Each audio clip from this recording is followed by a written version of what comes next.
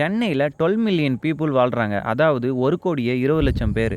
ஆனால் அதில் இருக்கிற 25-30% பீப்புளை தவிர மிச்சம் எல்லாரும் சந்தோஷமாக இருக்காங்களானா இல்லை, ஏதோ கிடைச்ச தொழிலை செஞ்சுக்கிட்டு கிடைச்ச வேலையை போயிட்டு காலத்தை ஓட்டிகிட்டு இருக்காங்க. நான் அதை எனக்கு பிடிச்சதை ஒரு சேலஞ்சாக பண்ண போகிறேன். என்ன சேலஞ்சுனா, எனக்கு பிடிச்ச மாதிரி காசு சம்பாதிக்க போகிறேன். அதை எனக்கு பிடிச்ச விஷயத்தில் செலவு பண்ண போகிறேன். அது சாப்பிட்ற ஃபுட்டாக இருக்கலாம், இல்லை பொருளாக கூட இருக்கலாம், என்ன வேணாலும் இருக்கலாம். இந்த சேலஞ்ச் பேர் என்னென்னா, சென்னையில் பல நாள், நமக்கு பிடிச்ச மாதிரி ஒரு நாள். எனக்கு பைக் ஓட்டுறது, இந்த மாதிரி ரைட் பண்ணுறதுலாம் பிடிக்கும். ஸோ இது மூலிமா எப்படி சம்பாதிக்கலாம் யோசிக்கும் போது தான் இருக்குது பைக் டாக்ஸி. ஸோ நம்ம பைக் டாக்ஸி தான் ஓட்டியிருக்கோம். 2 ஹவர்ஸில் நம்ம 200 ரூபாய்க்கும் அதிகமாக சம்பாரிச்சிருக்கோம். அந்த காசை நம்ம இப்போ எப்படி செலவு பண்ண போகிறோன்றத பார்க்கலாம்.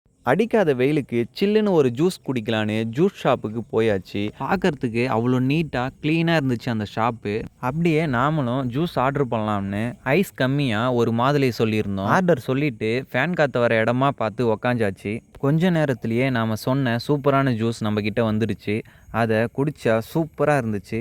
ஜூஸோட ப்ரைஸ் 60 ருபீஸ் சொல்லியிருந்தாங்க. அதை அப்படியே பே பண்ணிவிட்டு அங்கேருந்து கிளம்பிட்டோம். நான் இப்போது என்னோடய குட்டி பையனை பார்க்கறதுக்காக ஊருக்கு போயிட்டுருக்கேன். ஊருக்கு போகும்போது சும்மா போகக்கூடாது இல்லையா, அதனால் பூவும் பழமும் அதோடு சேர்த்து இனிப்பும் காரமும் வாங்கிட்டு வீட்டுக்கு கிளம்பியாச்சு. என் பையன் என்னை பார்த்த உடனே செம்ம ஹாப்பி ஆகிட்டான். நிறைய பேர் கமெண்டில் கேட்டிருந்தீங்க உங்கள் பையனை காட்டுங்கன்னு, பார்த்துக்கோங்க. ஓகே, பையன் கூட கொஞ்ச நேரம் விளையாடிட்டு சாப்பிட வந்தாச்சு.